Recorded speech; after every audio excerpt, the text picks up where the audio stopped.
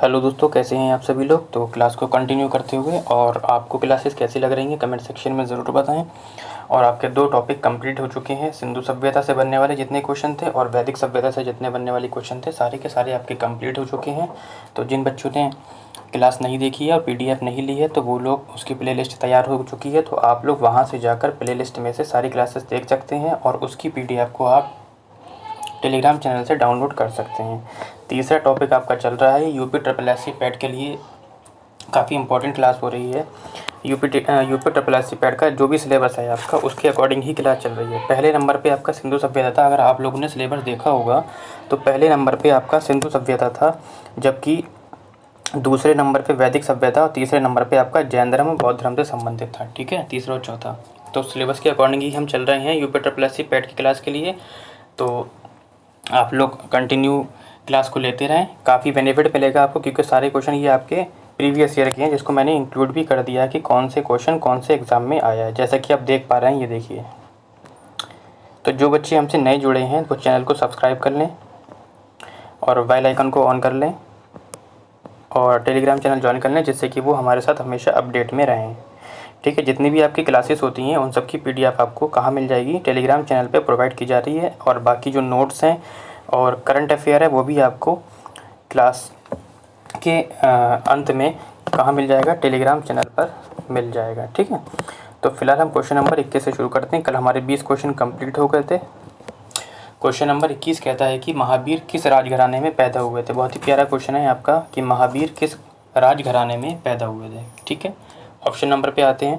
कहता है कि शाखे में, सातवाहन में, ठीक है, लिच्छवी में या क्षत्रिय में। RRB बेंगलोर में पूछा गया था ये क्वेश्चन आपका। ठीक है, तो कहाँ पे, क्षत्रिय घराने में पैदा हुए थे। ठीक है, आगे बढ़ते हैं क्वेश्चन नंबर हम 22 की ओर। और क्वेश्चन नंबर 22 आपकी स्क्रीन पर कहता है कि जैन धर्म के वास्तविक संस्थापक कौन थे। ठीक है, तो बदल बदल के क्वेश्चन का चेहरा आ रहा है, लेकिन अगर आपने डीपली पढ़ा होगा तो आप इसको क्वेश्चन सारे कंप्लीट कर सकते हैं। अच्छा, लास्ट में बेटा ज़रूर बताएं कि आपने 20 में से कितने क्वेश्चन ठीक किए हैं। ठीक है, आप अपना अपना स्कोर ज़रूर बताएं कमेंट में।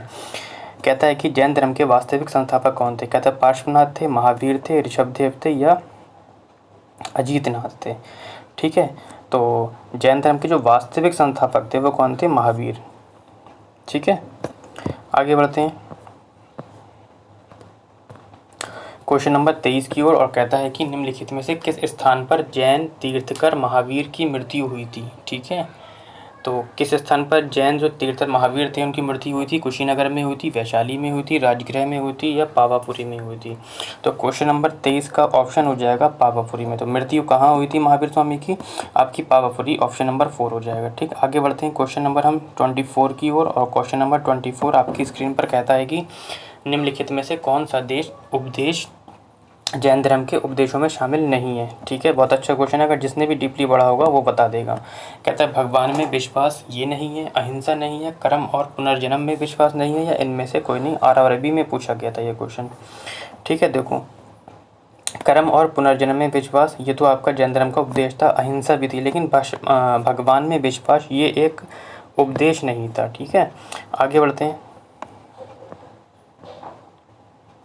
क्वेश्चन नंबर 25 की ओर। और RRC पटना ग्रुप D में पूछा गया था कि निम्न में से कौन सा स्थान जैन धर्म से संबंध है। ठीक है, तो जैन धर्म से कौन सा स्थान संबंधित है, कपिलवस्तु है, प्रयाग है, पावापुरी है या श्रावस्ती है। तो आपको बताना है कि इनमें से कौन सा जैन धर्म से संबंधित है स्थान, उसका नाम है आपका पावापुरी, ऑप्शन नंबर 2 में मिल जाएगा आपको। ठीक, आगे बढ़ते हैं क्वेश्चन नंबर 26 की ओर। और 26 कहता है कि ईसा पूर्व 3री सदी के आसपास, कहता है कि ईसा पूर्व 3री सदी के आसपास पहली जैन परिषद कहाँ हुई थी। बहुत ही बढ़िया। कहता है कि वल्लभी में हुई थी, पाटलिपुत्र में हुई थी, वैशाली में हुई थी या जिरम्बिका ग्राम में हुई थी। तो ऑप्शन हो जाएगा बेटा आपका पाटलिपुत्र। ठीक है, ऑप्शन नंबर 3 हो जाएगा। ठीक, आगे बढ़ते हैं क्वेश्चन नंबर 27 की ओर। कहता है कि जैन परंपरा के अनुसार 22वें तीर्थकर नेमिनाथ इसके नाते में थे। कृष्ण के थे, उदयन के थे, ठीक है, पार्श्वर के थे या बिंबसार के थे। तो ऑप्शन नंबर क्या हो जाएगा 27 का बेटा, किसके थे, पार्श्वर, यानी कि ऑप्शन नंबर 3 DSSB PGT में पूछा गया था ये क्वेश्चन आपका। ठीक है, क्वेश्चन नंबर आता है आपका 28।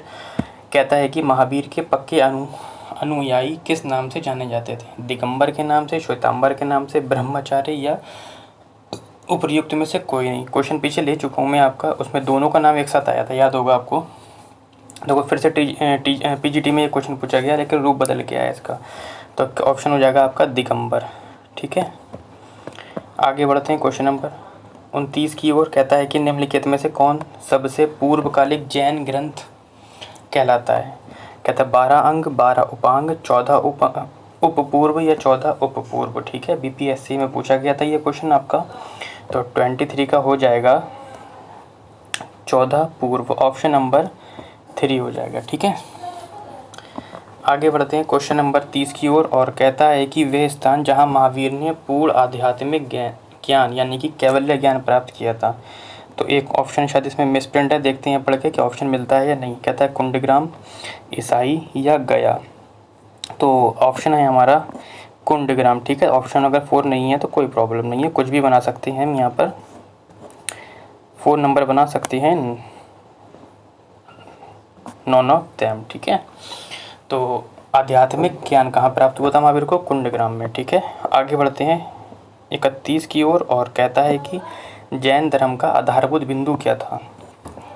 कर्म था, अहिंसा था, निष्ठा था या विराग था? तो 31 का ऑप्शन हो जाएगा आपका अहिंसा।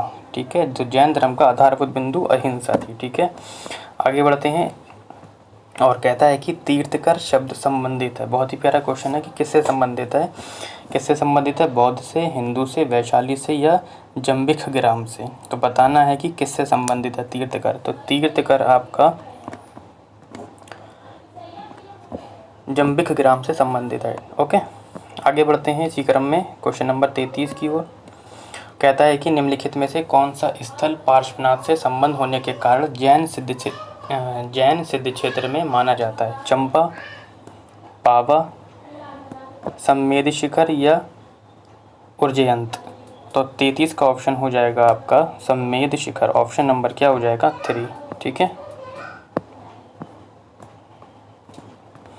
क्वेश्चन नंबर 34 कहता है कि कुंडलपुर जन्म स्थान है, किसका है? सम्राट अशोक का है, गौतम बुद्ध का है, महावीर स्वामी का है या चैतन्य महाप्रभु का है? तो 34 का आपको बताना है कि कुंडलपुर जो जन्म स्थान है वो किसका है? तो किसका है? आपका महावीर स्वामी का है। ठीक है, आगे बढ़ते हैं क्वेश्चन नंबर 35 की ओर और क्वेश्चन नंबर 35 कहता है कि भगवान महावीर का प्रथम शिष्य कौन था? जमाली। पहले भी मैं आपको बता चुका हूँ इस क्वेश्चन को, ये नहीं कि मैंने इसे रिपीट किया बेटा, ये क्वेश्चन जो है बार बार रिपीट हुए हैं एग्जाम में। ठीक है, जमाली, विपिन, योसुद या प्रभाष? तो भगवान महावीर का प्रथम जो शिष्य थे वो कौन थे? आपके जमाली थे। ठीक है, आगे बढ़ते हैं क्वेश्चन नंबर 36 की ओर और कहता है कि जैन धर्म के 23वें तीर्थकर कौन थे? मैंने आपको बताया था स्टार्टिंग के 5 और लास्ट के 5 आप जरूर याद कर लीजिए आप। ठीक है, क्योंकि अब जो है एग्जाम का पैटर्न बदल रहा है, पहला और लास्ट नहीं पूछता है।